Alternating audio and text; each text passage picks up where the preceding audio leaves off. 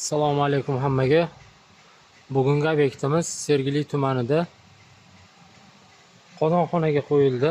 2 tonnali o'smisdan 2 ta qo'ydik. Sergeli tumanida yangi qurilgan domlarni ta'minlaydigan, issiqlik bilan ta'minlaydigan qozonxona.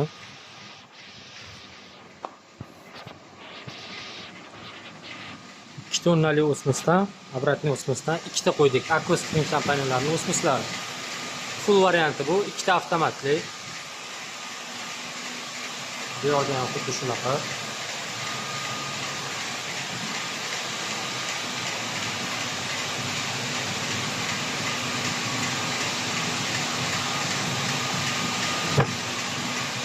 Turuvchi suv bu yoqdan bo'lyapti.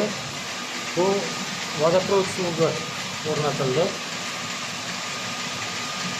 Artizan emas.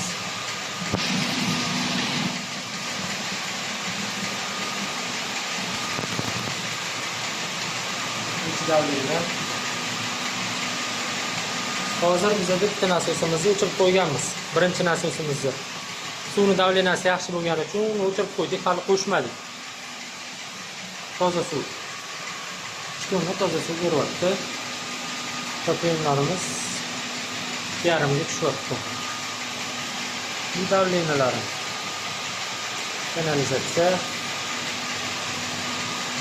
Bu variantimiz bizani antiskalant qo'shiladi, sepko qo'yganmiz.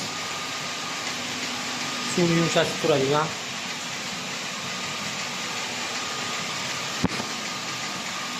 Bu kanalizatsiyaga tushyapti mana.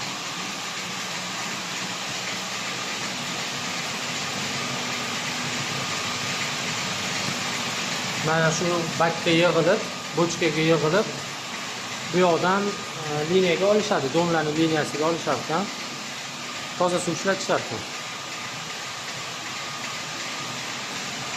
Bu ikkinchisi.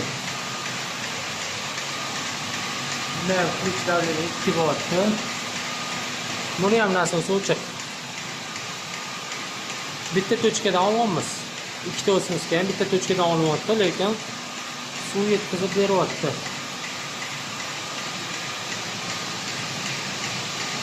To'plam 1,5.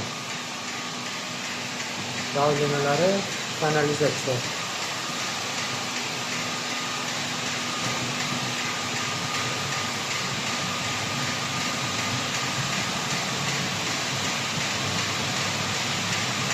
Kimga shunaqa o'smislar kerak bo'lsa, bemalol Aquaspring kompaniyasiga murojaat qilishingiz mumkin.